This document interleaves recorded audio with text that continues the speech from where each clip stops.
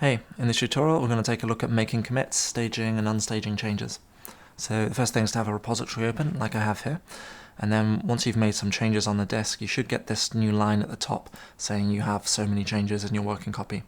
And when you click on that, you'll get this view on the right, and we have two boxes here. The one at the top is your unstaged changes, the one on the bottom are the staged changes.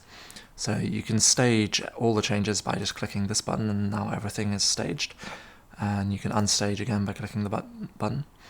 And you can also stage just individual files. Say you select just a couple of files and you click stage selected changes, then it'll just those files that get moved to the staging area. And also, if you click on the file to view the diff, you can select some lines, and then you'll get buttons up here which do very much the same thing, and you can stage just those selected lines. So you'll see now in the unstaged area those lines have gone. If I look in the staging area, it has just those lines that I selected in.